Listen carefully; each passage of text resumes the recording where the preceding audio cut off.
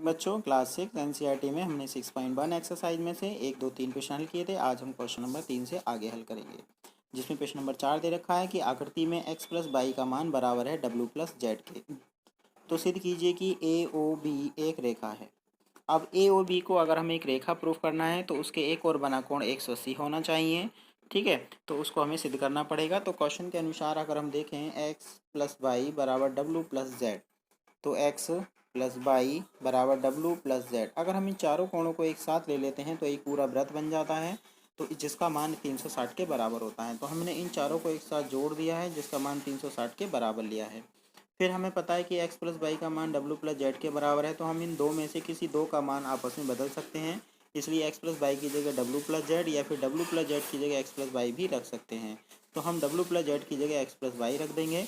तो ये दोनों x प्लस वाई में चेंज हो जाएंगे, जिनका योगफल करने पर ये ट्वाइस हो जाएंगे, यानी दुगना हो जाएगा। दो को बटे में ले जाने पर x प्लस वाई का मान आ जाएगा 180। ठीक है, अब हमें x और y का मान 180 मिल गया। इसका मतलब यहाँ से यहाँ तक का जो कोण है वो आपका 180 होता है, हो गया। ठीक है, जैसे कि हमें पता है 180 यहाँ से यहाँ तक का 180 है, तो बाकी कितना बचेगा, ये भी 180 बचेगा। तो हमें प्रूफ क्या करना था, ए ओ बी। तो हमारा प्रूफ हो गया कि ए ओ बी एक रेखा है। क्यों? क्योंकि इसके एक और बना कोण हमारा 180 है, और इसके द्वारा प्रूफ हो जाता है कि ये एक सरल रेखीय रेखा है। क्वेश्चन नंबर 5, आकृति में पी ओ क्यू एक रेखा है। किरण ओ आर और पी क्यू पर लंब है। ओ आर पी क्यू पर लंब है, तो किरण ओ पी और ओ आर, ओ पी और ओ आर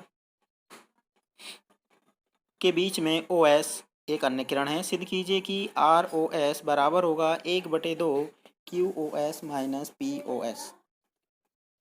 ठीक है, तो हमें जो सिद्ध करना है उसके अनुसार अगर हम देखें तो हमें क्वेश्चन नंबर में राइट हैंड साइड को लेके चलना है, जिसमें हमें दे रखा है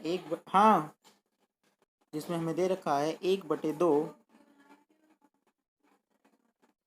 1/2 और क्यू ओ एस और पी ओ एस। अब क्यू ओ एस क्या है? क्यू ओ एस इन दो कोणों का योगफल है, और पी ओ एस क्या है? पी ओ एस इन दो कोणों का अंतर है। तो हम इसकी वैल्यू इसमें रख देंगे, जैसे कि साइड में दिखाया गया है। इसको आप चित्र से भी समझ सकते हैं। ठीक है, जब इन दोनों का मान रख देंगे तो यहाँ से एक वैल्यू कॉमन है जो आपकी क्या है, आर ओ एस है, जो आपस में क्या होगी, वैल्यू रख देंगे हम इधर। इसका मान कितना है, 90 है, तो इसकी वैल्यू रख देंगे 90। क्यू ओ आर का मान 90 है और पी ओ आर का मान भी 90 है, तो इन दोनों की वैल्यू क्या हो जाएगी, 90। जो 90 आपस में क्या होंगे, कट जाएंगे, और आर ओ एस आपस में जुड़ जाएंगे, जिसमें 2 से 2 कैंसिल हो जाएगा। अब ये बराबर सिद्ध हो जाएगी। बहुत आसान तरीका है, आप चित्र से समझ के ये वैल्यू को लिख सकते हैं, इनके मान रख सकते हैं। क्वेश्चन नंबर 6, यह दिया गया है कि एक्स वाई जेड कोण जो है वो 64 के बराबर है, तो बिंदु P तक बढ़ाया गया है।